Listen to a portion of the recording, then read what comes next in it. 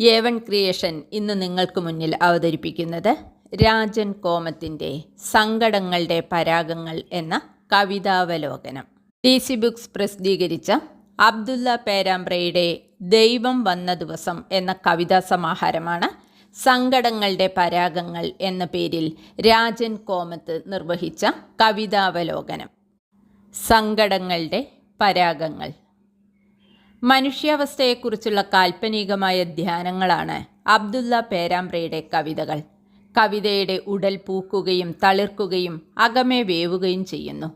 പ്രണയവും വിരഹവും വിഷാദവും മരണവും ഒറ്റപ്പെട്ടു പോകുന്ന മനുഷ്യൻ്റെ വിഹ്വലതകളുടെയും സൂക്ഷ്മമായ പ്രകൃതി നിരീക്ഷണത്തിൻ്റെയും നിത്യസഞ്ചാരമായ 39 കവിതകളുടെ സമാഹാരമാണ് ദൈവം വന്ന ദിവസം.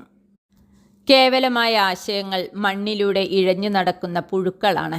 കവി പ്രേമപൂർവം അതിലൊന്ന് തൊടുമ്പോൾ അവയ്ക്ക് ചിറകുകൾ മുളയ്ക്കുന്നു, അനന്തവിഹായസിലേക്ക് പറക്കുന്നു. സൗന്ദര്യത്തിൻ്റെ അളവറ്റ ധന്യത അനുവാചകന് പകർന്നു തരുന്നു.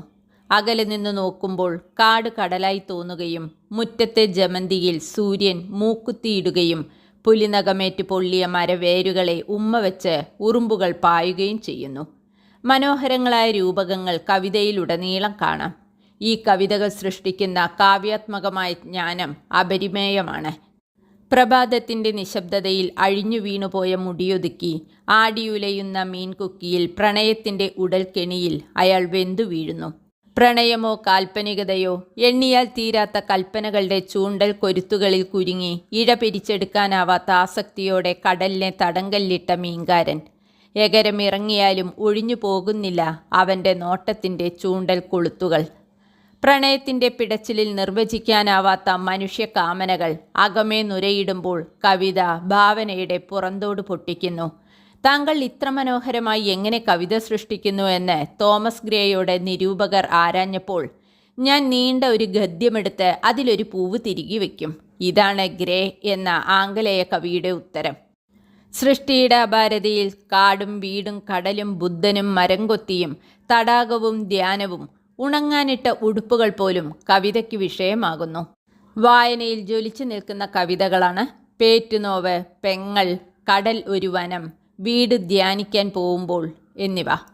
പേറ്റുനോവ് എന്ന കവിതയിൽ പൂച്ച നിൽക്കുന്ന ഇടം കത്തുമോ എന്ന് ഭയന്ന് കവി വാതിൽ അടയ്ക്കുകയാണ് ചെയ്യുന്നത്. അഴയിൽ ഉണങ്ങാനിട്ടിരിക്കുന്ന ഉടുപ്പിൽ വൈകുന്നേരത്തെ സൂര്യൻ ഒരു മഴവില്ല് വരച്ചു വെച്ചിരിക്കുന്നു. നനവ് പറ്റാത്ത ഉടുപ്പിനെ വലം ചുറ്റി ചിത്രശലഭങ്ങൾ അന്തി കറുത്തതോടെ സങ്കടത്തിൻ്റെ പരാഗങ്ങൾ പൊഴിഞ്ഞ് പറന്നു പോകുന്നു.